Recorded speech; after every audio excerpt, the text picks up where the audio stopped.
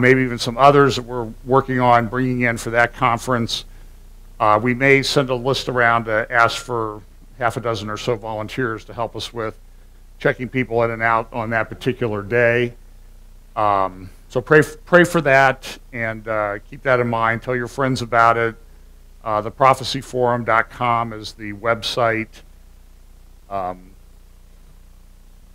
was one other announcement I wanted to make about something like that. Oh, somebody told me that I did an interview with Eric Barger that was on Jan Markell's Understanding the Times. I'm told that on 98.1 and 99.1 FM, that'll be on around 1 to 2 o'clock today. It's also available at oneplace.com or olivetreeviews.org. Pray for Jan and her conference this weekend in Minneapolis with Ed Heinsohn, Stephen Corey, and Jack Hibbs. Eric Barger also will be there. Eric Barger will be here, by the way, on November 2nd to speak. So keep that in mind as he's has an open date as he's traveling around and will be in this area. So we thought we would use him. So I think that's about all I have for conferences. So Prophecy Forum Conference, November 14th and 15th over in Dublin. And then some of the speakers will be here on Sunday morning to speak to us. This week I'm going to do a prophecy update on global jihad. Now, we've got some other, that's going to be the main topic of it. I want you to keep in mind various verses that we talk about quite a bit as we go through and analyze some of the news events that are going on. Those would be the verses in Matthew chapter 24 where Jesus talks about deception coming in the end times. That was the thing that he warned about the most. We talked last week about the apostasy that would come in the church. I'm not going to talk about the church this week. I will have some things to talk about the church next week, some things that are going on. But one of the characteristics of the end time is deception. And we know that in certain areas, that deception becomes so great that people lose the ability to reason. That's what the progression that happens in Romans chapter 1. God gives them over to a reprobate mind, so they really can't even, the simple things of the world, like the gospel and that sort of thing, confuse them. They can't reason. They lose the ability to reason.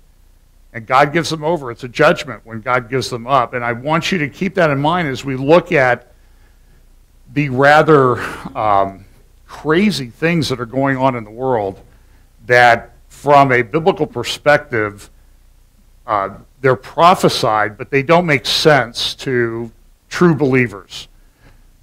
When you look at them, I look at things going on and I'm like, what are they talking about? Do they not understand? Can't they see?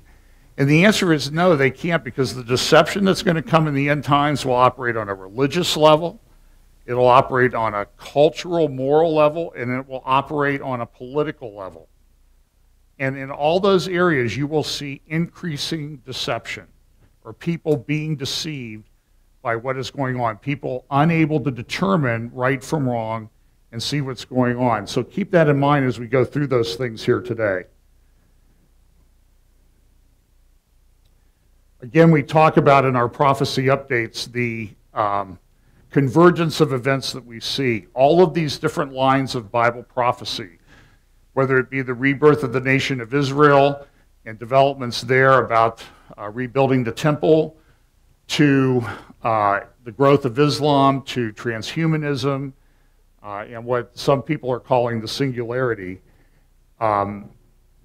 All of these things are converging, and they eventually converge at the second coming of Christ.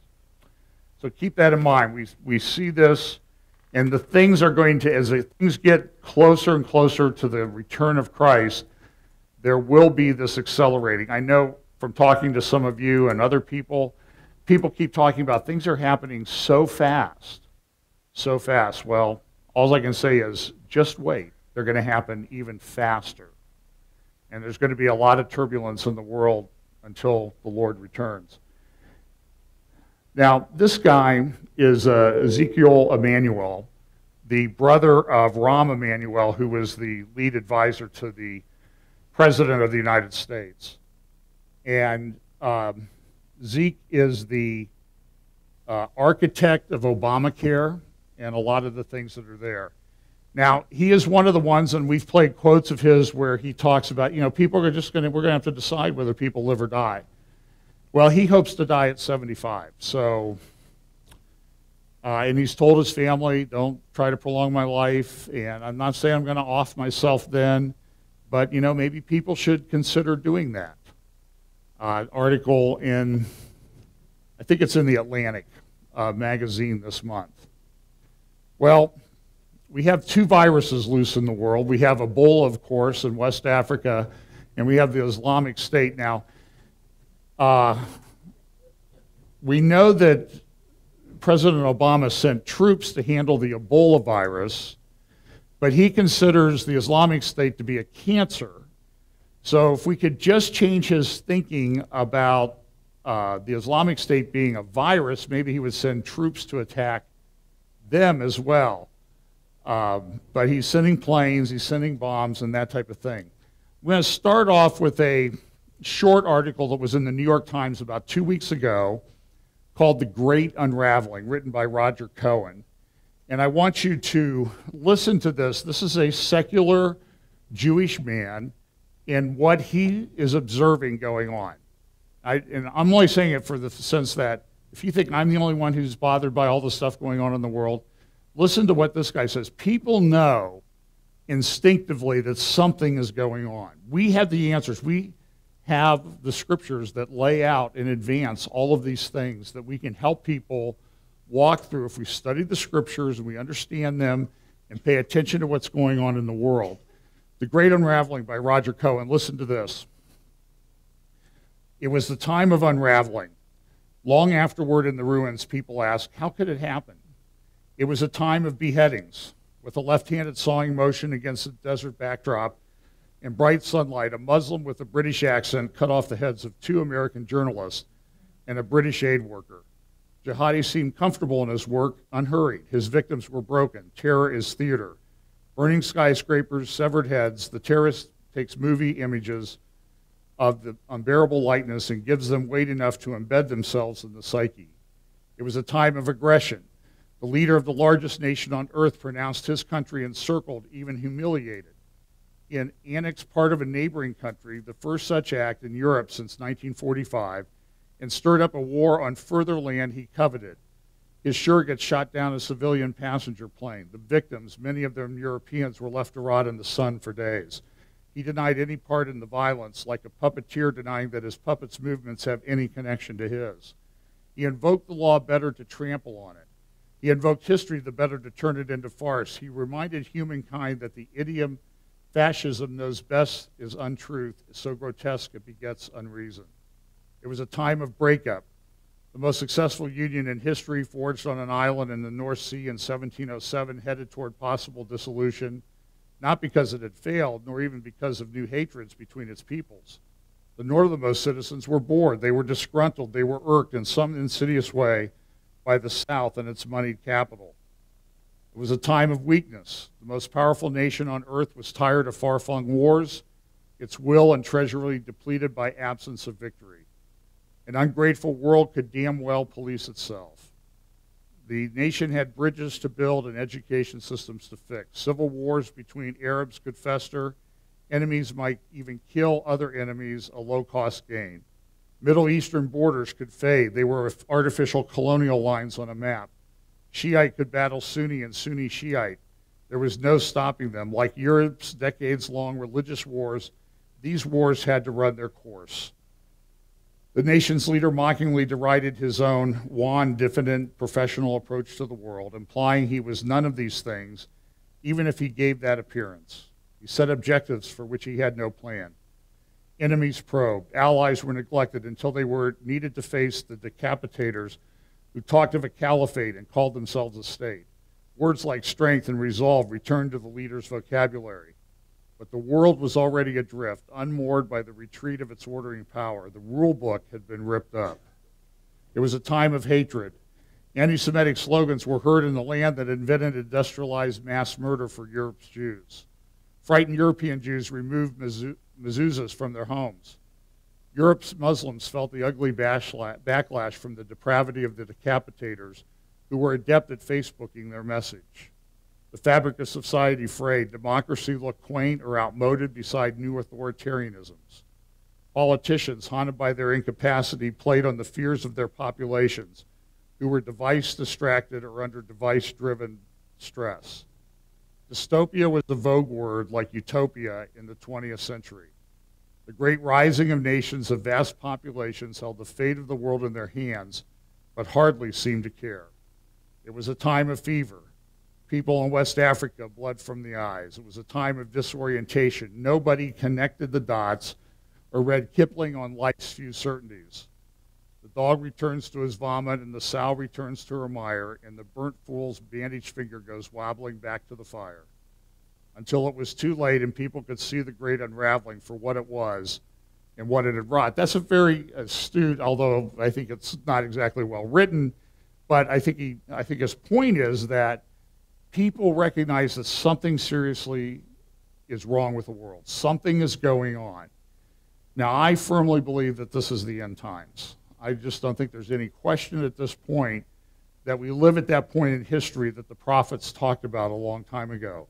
And look at what happens. In light of all that, the Islamic State and the Jihad wars that are all over the place, what are people protesting? Climate change.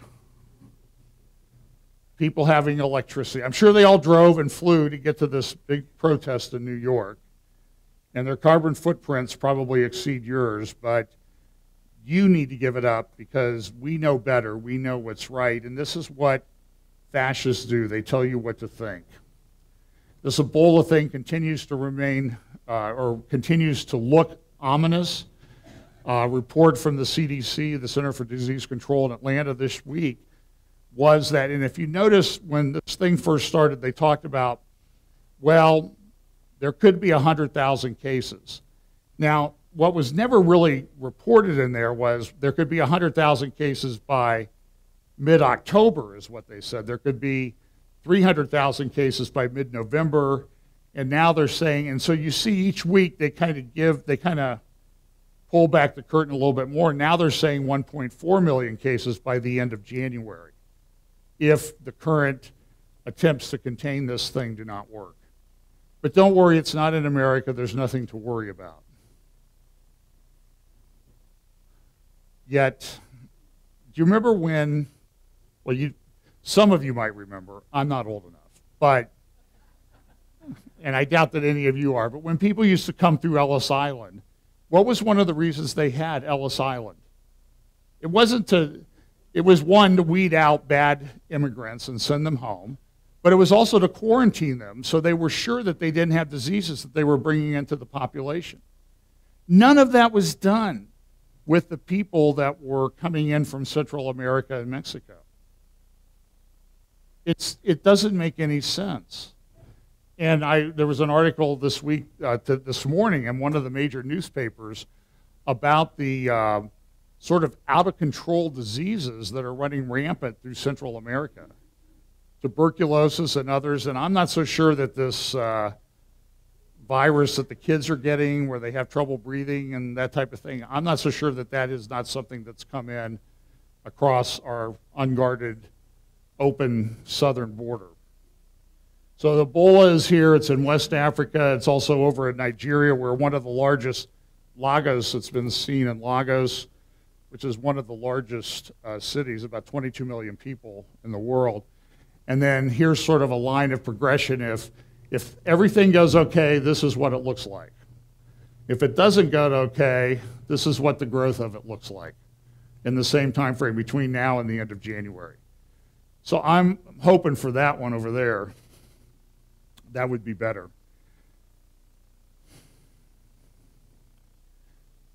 There were a number of articles this week in the New York Times and also in Foreign Affairs, which is published by the Council on Foreign Relations. And I'm not a member of the CFR. I'm not a trilateral commission guy.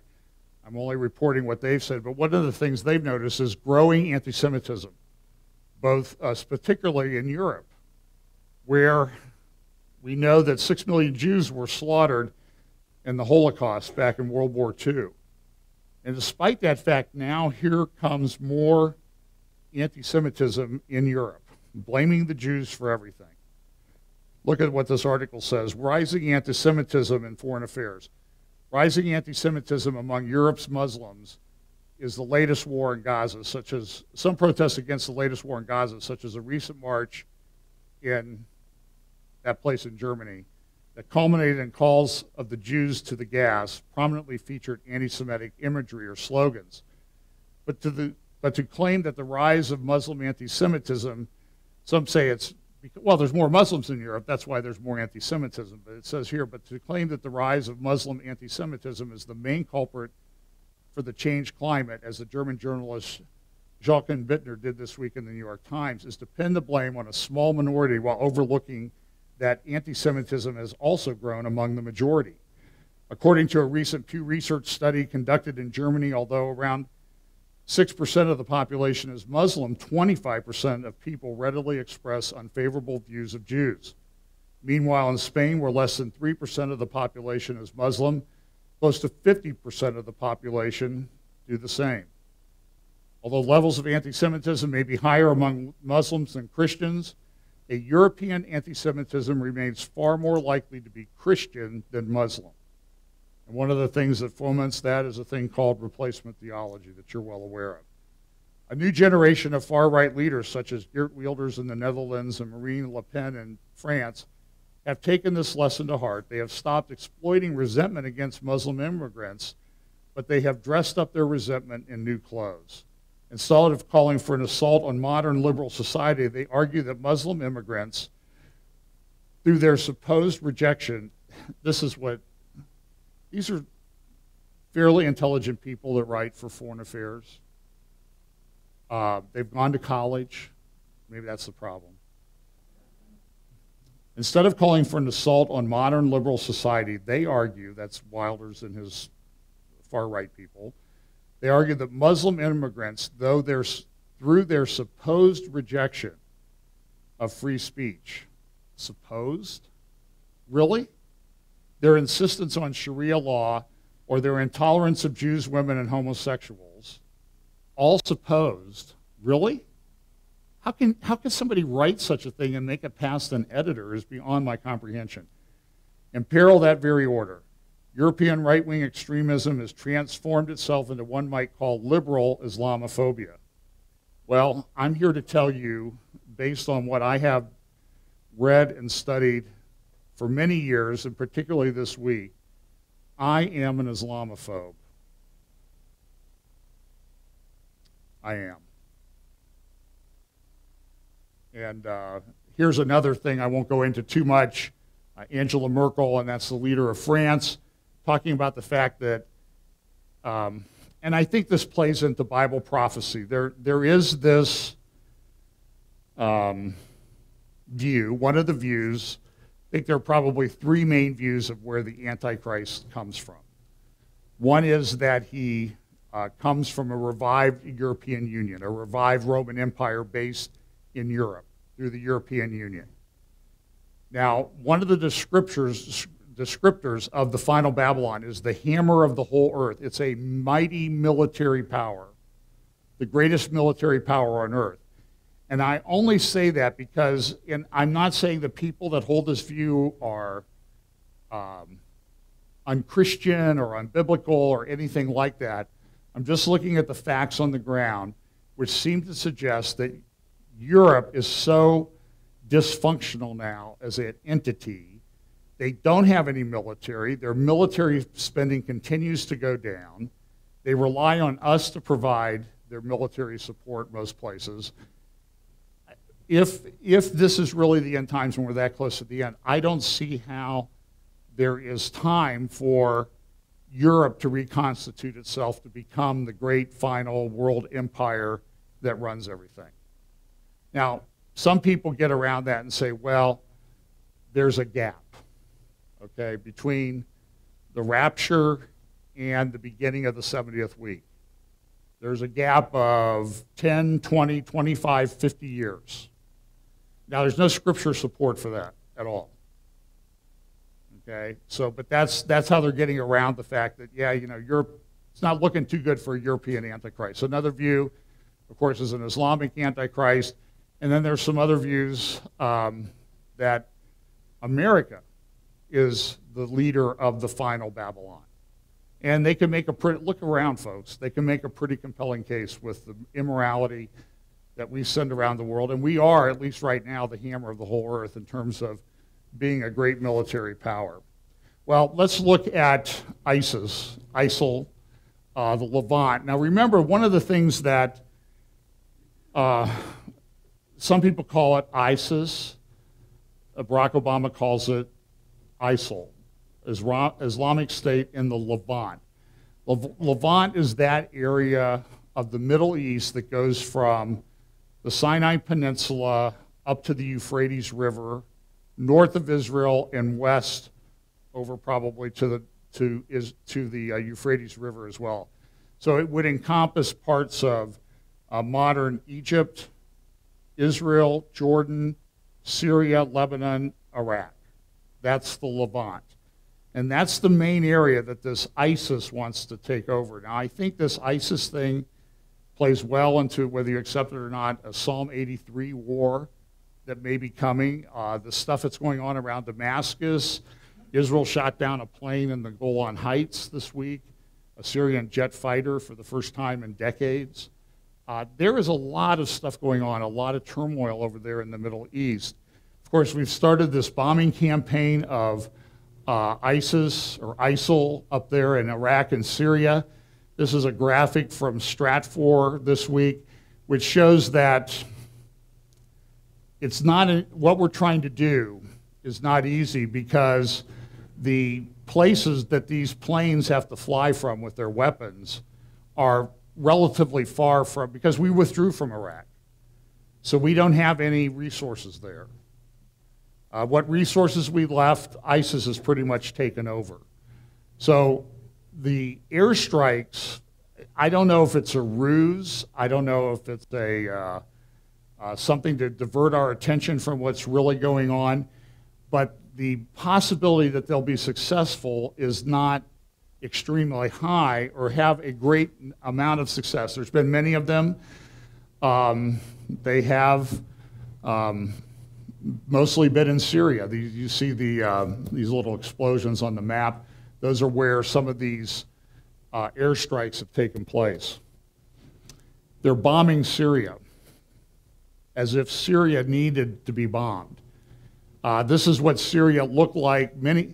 City after city after city in Syria looks like this today. The country has been destroyed in this civil war that started 3.5 years ago. I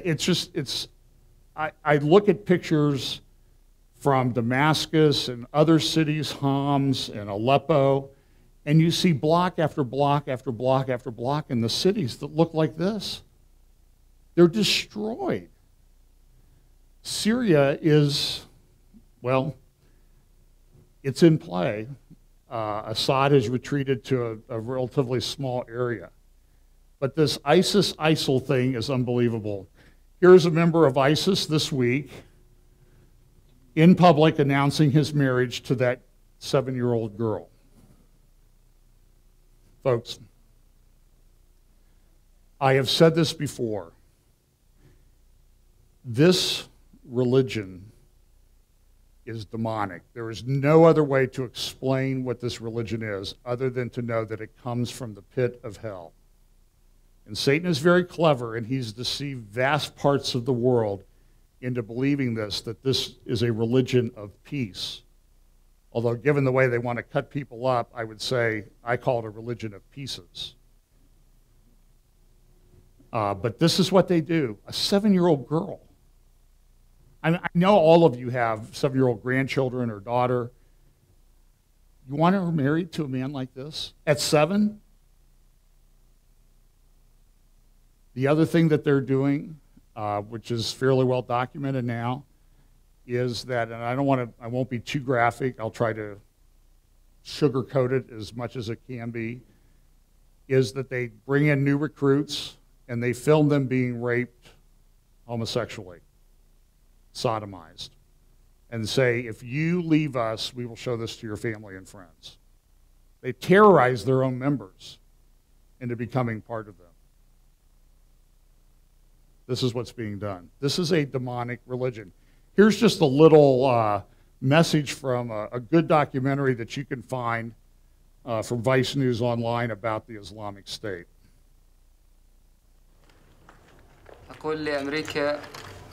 I say to America that the Islamic Caliphate is coming. We will not stop. Don't be cowards and attack us with drones. Instead, send your soldiers, the ones we humiliated in Iraq. We will humiliate them everywhere, God willing. And we will raise the flag of Allah in the White House. Now, you're going to ask yourself, when did they humiliate our soldiers in Iraq? Just like the Egyptians celebrate the 1973 Yom Kippur War as a great victory for them, because we left Iraq, they consider us to have been defeated. And that's how they spin it. It's how they think. I know it doesn't make any sense, but we left. They're still there. We must have run away because we are cowards. This next little clip, at the beginning of it, there are some disturbing images of people that have been, just very briefly, beheaded. But this is, we'll show you, this is the leader in his, heretofore really only one of his only two known public appearances in Mosul, speaking about a month ago. Under the command of Abu Bakr al-Baghdadi. إن الله قوي عزيز ومجالدة أعداء الله ووفقهم ومكنهم لتحقيق غايتهم وإن أردتم موعود الله فجاهدوا في سبيل الله. And these people are pledging their allegiance to this man.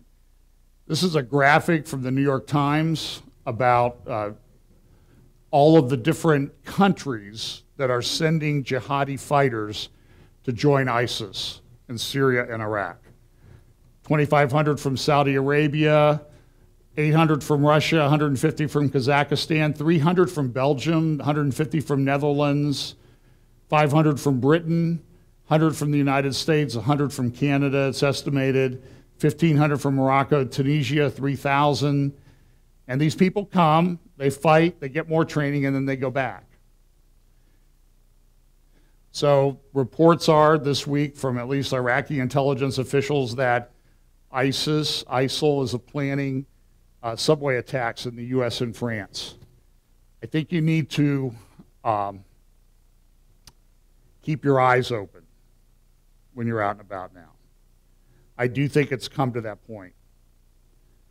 You need to look at what they have attacked previously and then know that they're going to try to make a bigger splash. So we know they took airplanes and flew them into buildings. We know that they have attacked subways in London, and they would probably try to do it in multiple cities around at the same time here in America. And they have also done, at least on a couple of occasions, shopping malls. And so I think you need to be careful. You need to be aware. Not trying to scare you. What I'm just saying is, wise as serpents, harmless as doves. That's what Jesus said we were supposed to be. I'm not saying go in and hide in your basement or anything like that, but you need to be cognizant of what's going on around you. And maybe taking other measures if you think that's appropriate for you and your family. So the bombing has begun. Pentagon has said, the bombing, especially in Syria, that these airstrikes could go on for years. For years. This is not a problem that's going to be dealt with quickly, absent, really, at this point, I think, is divine intervention. Turkey is trying to figure out what they're going to do. I'm going to play you a couple of clips. First, of people who spoke. This was, of course, the week when all the crazy leaders come to New York City, go to the UN, they make speeches, and they're, you know, everybody praises them, and they're referred to as His Excellency. I'm going to give you some video of these speakers. Of course, these speakers included Rouhani from Iran, Barack Obama from the United States, Recep Erdogan from Turkey, and Mahmoud Abbas from what they call the Palestinian state. This speech of his has really gotten the ire of the Israelis, and here's just a short clip of that. Now, most of this will be a translator speaking, with him speaking in Arabic in the background. The difference today is that the scale of this genocidal crime is larger, that the list of martyrs, especially children, is longer, as well as lists of the wounded and disabled, and that dozens of families have been completely decimated. The difference today is that approximately 500,000 persons were displaced from their homes, that the number of homes, schools, hospitals, public buildings, residential buildings, mosques, factories, and even cemeteries destroyed is unprecedented.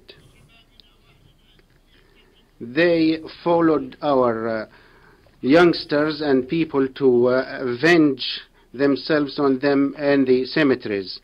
And the difference today is that the devastation caused by this recent aggression is unmatched in modern times, as confirmed by a witness, the Honorable Commissioner General of UNRWA. Now, he goes on to talk about how evil it was what Israel did to Gaza, and there are 500,000 people displaced there. But nobody ever talks about Syria, where it's Muslim on Muslim fighting each other, and out of 20 million people, almost 10 million have been displaced. Or in Iraq, or Syria, or the Kurdish areas in Iran, and that type of thing, where probably over 1 million people have been displaced in just the last couple of months by ISIS and ISIL. Nobody ever talks about that because it's always about the Jews. Here is President Rouhani of Iran with just a few of his comments. Mr. President, I am coming from a region of the world whose many parts are currently burning in the fire of extremism and radicalism. To the east and west of my country, extremists threaten our neighbors, resort to violence, and shed blood. They, of course, do not speak a single language.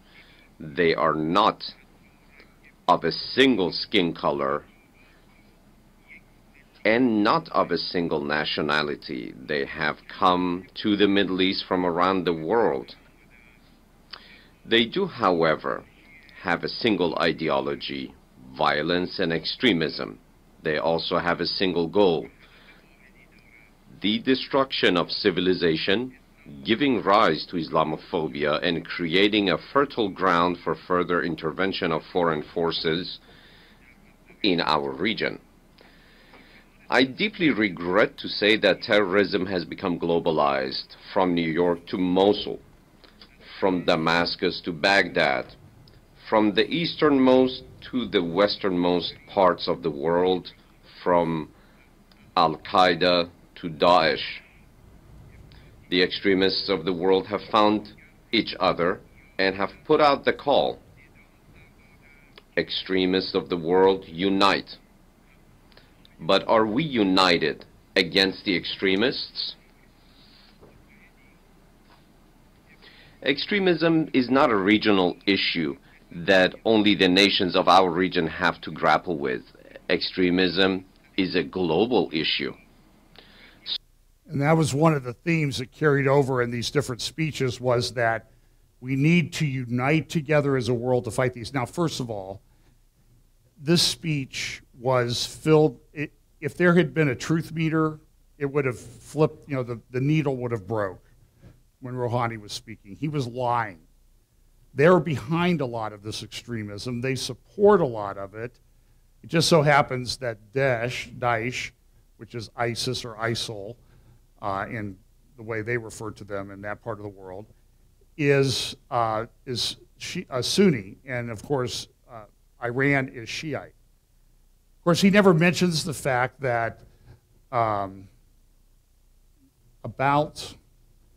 heard the statistics, so I'm saying don't quote me. I'm going to put it out on the internet, so fat chance people won't quote me. But I heard this week, was not able to verify, that 98% of the Christian pastors in Iran have been killed already. Now, we pray for the one and pray that he will be released. He's an American citizen, by the way. But that the rest of them have been hanged or murdered or stoned by the Iranian regime that this man is a part of. Of course, it's a Muslim regime. Well, one of the other speakers, of course, was one of our favorites, Barack Obama. And I'll play just so here we sit in the midst of this world crisis with global jihad. And here's what Barack Obama decides to lead off his speech with talking about. America is pursuing ambitious reductions in our carbon emissions. And we've increased our investments in clean energy. We will do our part and help developing nations do theirs. But the science tells us we can only succeed in combating climate change if we are joined in this effort by every other nation, by every major power. That's how we can protect this planet for our children and our grandchildren. In other words, on issue after issue, we cannot rely on a rule book written for a different century. If we lift our eyes beyond our borders, if we think globally, and if we act cooperatively, we can shape the course of this century as our predecessors shaped the post-World War II age. Okay, so when you hear the next part, now I want you to decide, okay, who lied more, Rouhani or Obama? Okay, so here's the next part. Now he does get around to extremism, but listen to what he says. America is pursuing ambitious reductions in our carbon emissions. Excuse me one moment. Well, I don't have time to insert the other clip. You can find the thing online. He talks about we got to fight extremism of all kinds. All these religious people who think that their book gives them the right way, the right path. He really is very denigrating towards people that are religious. Except the Islamic people, of course, they're just misunderstood, and they're really a religion of peace, and their religion has been hijacked by ISIL. Big lie. It hasn't. I heard a video. I'm going to play. Look at what they're doing. Outside of Baghdad, just within the last 48 hours, they took over an army base, 30-minute drive from the center of Baghdad, in Fallujah, and executed 300, by most estimates, 300 Iranian soldiers, or Iraqi soldiers. The Iraqi soldiers said, we called for air support. We waited for hours. Nobody came. They fled into the orchards around Fallujah. Those who were lucky enough to get away. The others were executed by ISIL. So, and of course, America is exempt from this. We have this problem with workplace violence, it seems. This man who was in prison, and it was funny because Friday I was talking to one of the guys in the Prophecy Forum who lives in Oklahoma City, and while we were talking, he was driving through Moore, where they were investigating this guy who got fired. He had been in prison, was supposedly raised a Christian. He converted to Islam in prison. He got out, he got fired. He then beheaded a person in response. Now, Waleed Ferris on, I think he was on Greta Van Susteren off the record or on the record the other night. He was talking about the fact that, listen, there's a disconnect between workplace violence and somebody getting mad at getting fired and beheading a person and starting to behead another person. This is driven by ideology. This is driven by people. Listen to what one of the articles said. The circumstances of Nolan's firing weren't made public. Some co-workers told police that he had recently converted to Islam and had been trying to convert them. Law enforcement officials told NBC News that his conversion took place during his recent stint in prison, which ended in March 2013, records show. A search of his home and car didn't immediately yield any connection to radical fundamentalism, and there's no indication that he'd been in contact with terrorist groups such as ISIS. This is a story that the government put out, the FBI. The local police are saying, this is a jihadi attack, folks. This is a terror attack that this guy did. Now, he may have had a reason for it, ostensibly, but if you go to his website, you can see a picture of him there. There's a picture below this. I didn't put the picture in. Below this state, this is on his Facebook page. You can go look it up. And the picture says this: thus, we do find the clear, this is what he posted, okay? The picture, by the way, is someone with their head about 85% severed from their body and bleeding. And above the picture, this is what he posted. No connection to extremism. Thus do we find the clear precedent that explains the peculiar penchant of Islamic terrorists to behead their victims. It is merely another precedent bestowed by their prophet.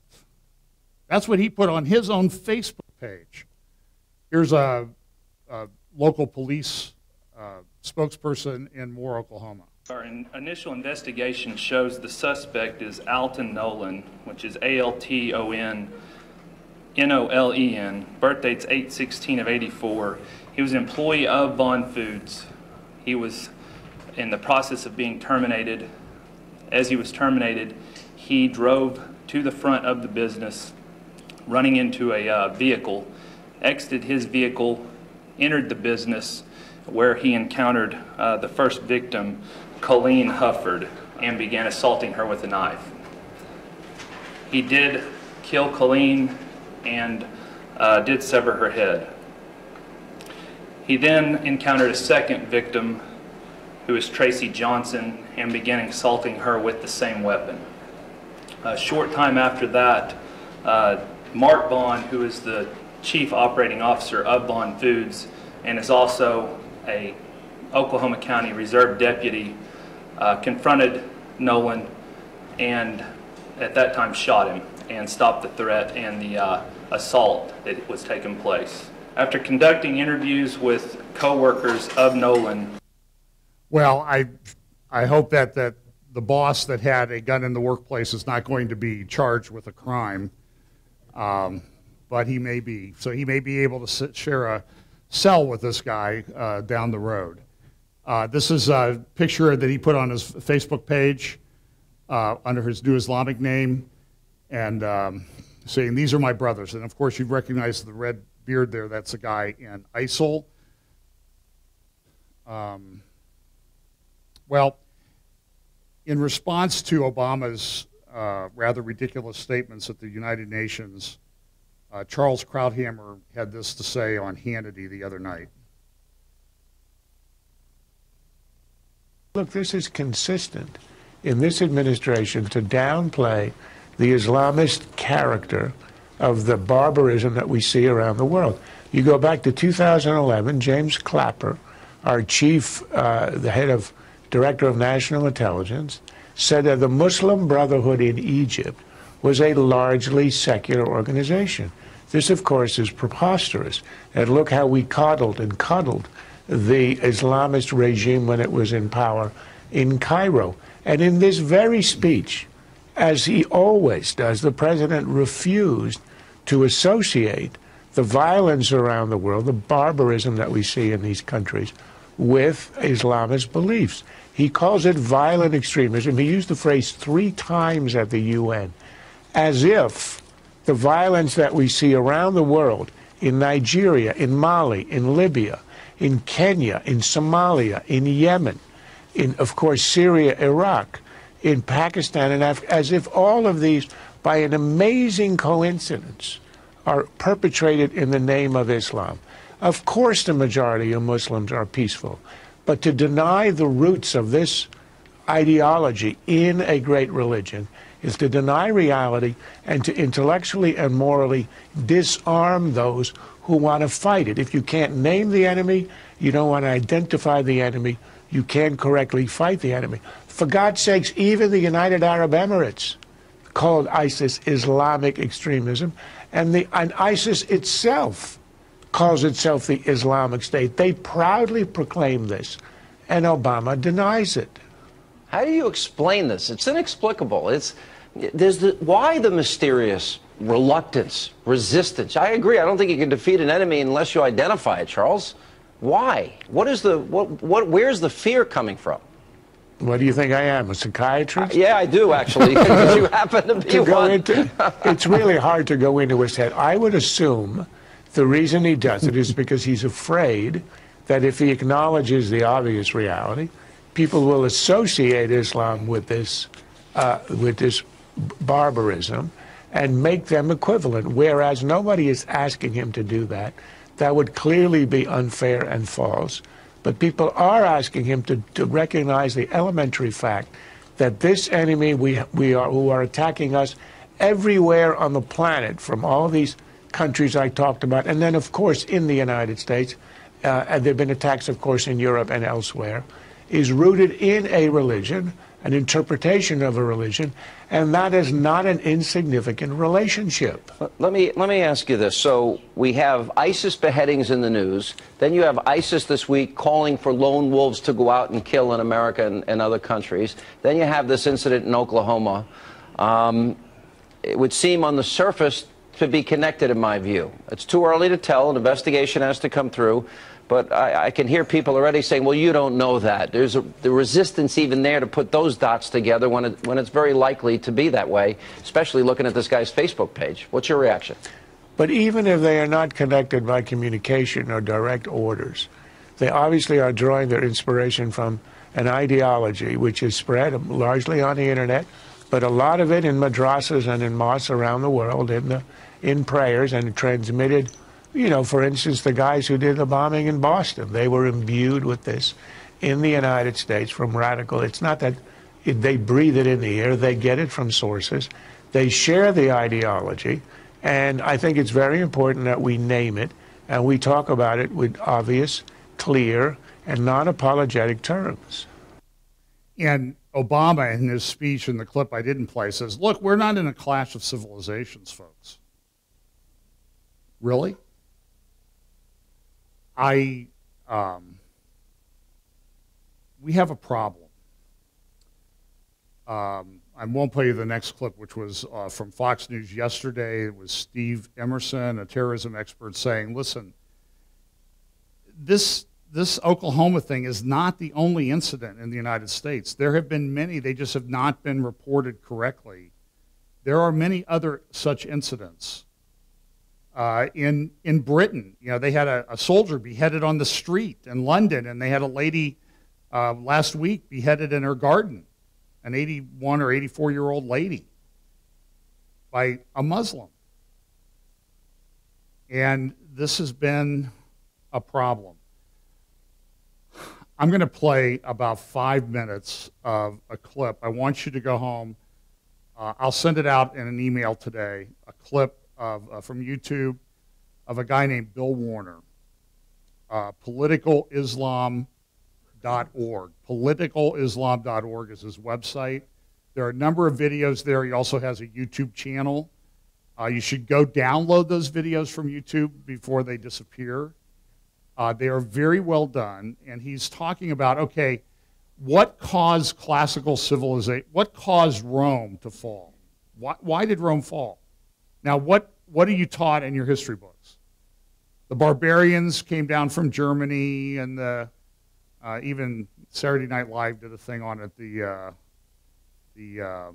Vandals, you know, remember the Vandals came in and they took over Rome.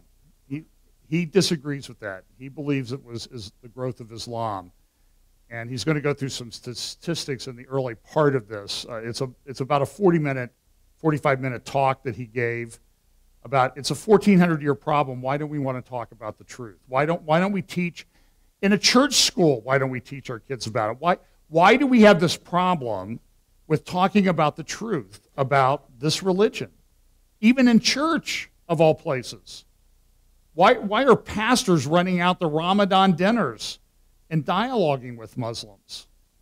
They ought to be evangelizing them, for crying out loud, not dialoguing with them, not running around saying, oh, we agree on 4 or 5 of the pillars. No, we don't.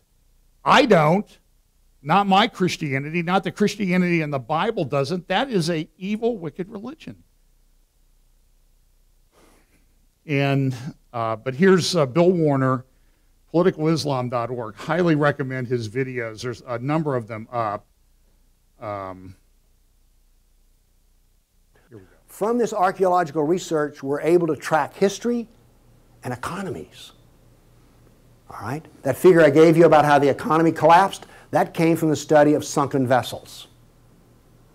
Because if you're not buying much, you know, if 1 in 10, let's say 1 in 10 ships is sunk. That figure's not that high, but whatever. If you see a lot of sunken ships, there was a lot of ships sailing around. When they go down, the economy goes down. So from this data, we know a lot. And this, in particular, the database of ancient documents, gives us 548 battles that Islam fought against the classical world. This is all new information. I've talked with people who consider themselves history buffs, and they go, well, let's see, battles of Islam against Europe. Let's see, we've got the invasion, we got Tours, we got the invasion of at Gibraltar, we've got Lepanto, Gates of Vienna, collapse of, okay, that's 5. You talk to a historian, and those are the 5 battles they can scratch up. And I remind you, you can have all of these slides if you just send me an email for it. Okay, what does this new data show us? It shows us this. See the white spots? They're brand new battles. They're going to change to red. These are new. Every time, I want to show you this all over again. Every tick is 20 years. The new battles for that 20-year period come up in white. Then they fade to red to show you the history. So white's what's happening right now. Red has happened. Let's see how these 548 battles act out over. We're going to watch, in 70 seconds, we're going to watch 1,200 years of conquest. Look how fast this is happening. Bam! Here comes, you didn't know France was hammered that hard, did you? You heard of Tours. Watch what's happening in Spain, in the islands. Now, many of these raids or battles, if they're at the coastline, are slave raids. The slaving that took place in here was extensive and went on and on. All of this work is also happening now then. We're now into the golden age of Baghdad. This is the punishment that's being handed out to Christians everywhere. In Spain, after one battle, there were knights' heads were cut off and they made a pile so high that a man on horseback couldn't see over them. All of the European civilization in North Africa is now gone. I have a question. Have you read the 13th tribe? No. Okay. Now, pretty soon, and by the way, there will be a period of time, and you can see the clock running up here, there will be a brief blip of 5 battles that occur in North Africa, the Barbary Pirate Wars. We're on there. Okay? Now then, Byzantium has fallen. Now then, Eastern Europe is being hammered. Notice that it is relentless. It doesn't stop. This is the history that you're never told about. This is the history that explains how all of this came about. Now then, they're getting slower because Islam is becoming weaker. There's the Barbary pirate wars he was talking about. Northern Africa.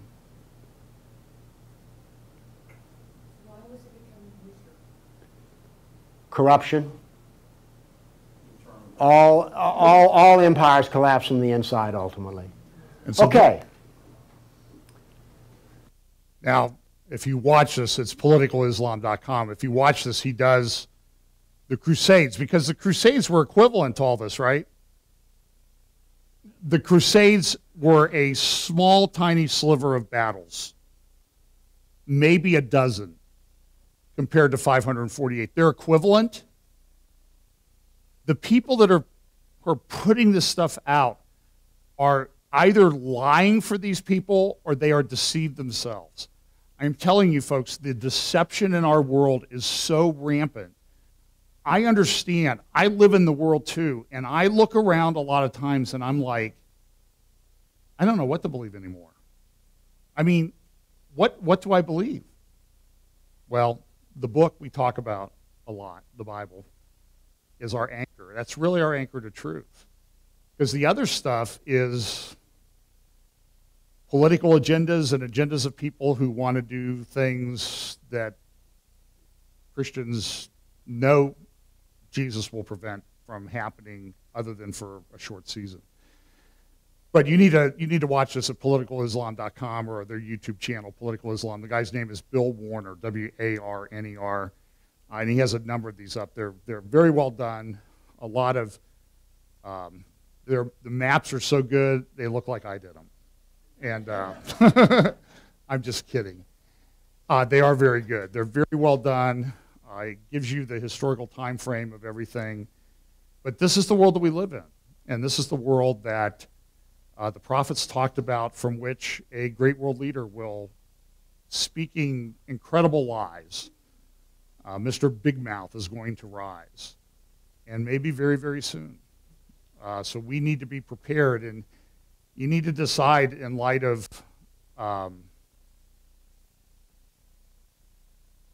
what's going on in our own community, influx of people from a certain religion, you know, how you protect your own family and everything. You have to follow your conscience on that. I'm not going to give you advice. There's plenty of places to go out there on the internet to get advice for that. But I think we live at a time where we're going to have to make those decisions. We're going to have to make those decisions because, as he said, empires don't collapse from without, they collapse from within usually. And America is the great world empire right now. And I think its eventual destruction is prophesied. I heard somebody make a comment about the Dark Ages, or maybe that was on the video. The Dark Ages were because Islam was crushing things. He goes on to talk about the fact that of classical, they talk about the great golden age of Islam, about how Islam promoted knowledge and understanding and everything. Well, under the age of Baghdad, the historical, classical Greek and Roman texts, 90% of them were destroyed by Islam.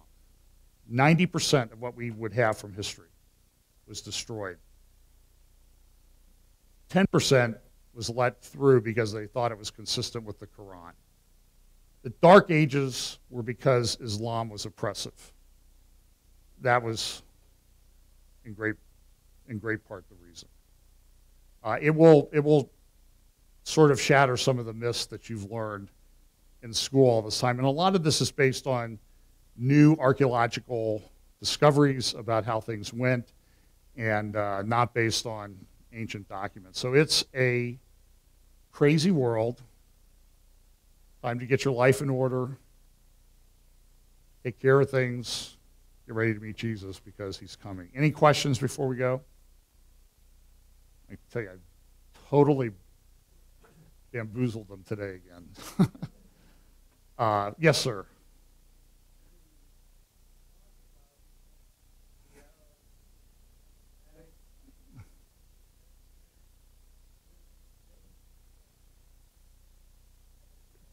Yeah, your point is about the Arabs and mathematics.